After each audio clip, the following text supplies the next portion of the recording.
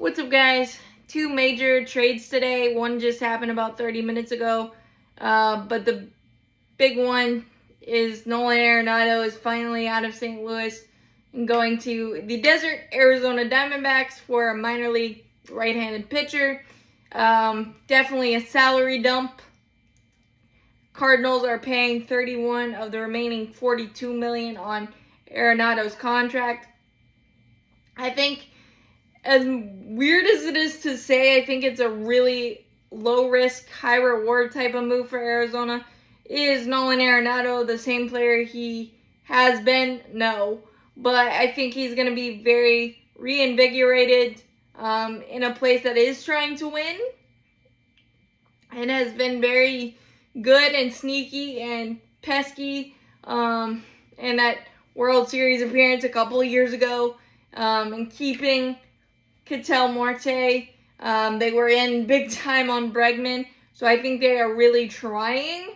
And Nolan Arenado, it's been there, done that. The back of the baseball card speaks for itself. And again, it's a pretty dang good hitting park for the Cardinals. I think this is just good to kind of get out from under, even though you're paying significant amount of the contract. You don't want a guy there that doesn't want to be there during a rebuild, retool. And I think the Cardinals have really embraced that. And I think sometimes you just got to swallow it, and best to embrace what you are trying to do, because the Cardinals were one of the big standards in Major League Baseball, and that slipped off pretty significantly of late. So good for them recognizing it and pulling the trigger, and hopefully Arenado can have a solid end to his career. So good for the DBacks. Fills a really big need with a veteran guy, and I think it'll be a nice change of scenery, and he really has a chance to kind of regain some form.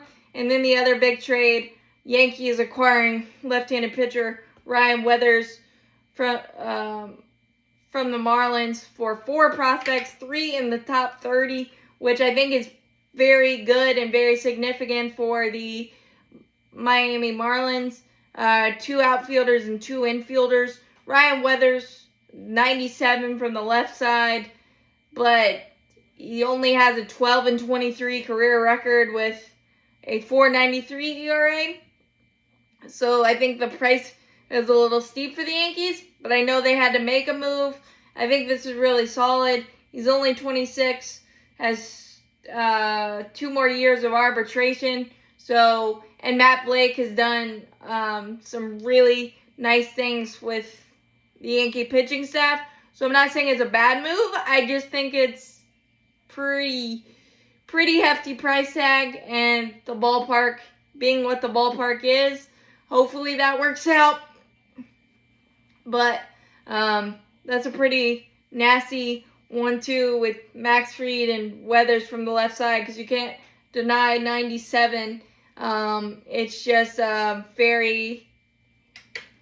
It'll be interesting to see how Ryan Weathers goes from Miami rebuilding, retooling, and I think they're doing a nice job of that, to the Bronx and the big lights and all of that. It's always interesting to see the transitional processes for guys like that, but I think this is a really solid move for the Yankees. Just time will tell how solid it is, and I think I like it right now a little bit more from the Miami Marlins perspective, but I think this one, again, could be a win-win, but you have to wait a little bit further down the road. But the Yankees are on the board with a significant move, and they needed that. Bellinger's probably still in the cards, and some other things are probably still in the cards, but as always, go baseball, go Braves. Hit that like button, hit that subscribe button, helps out a lot. Thanks, guys.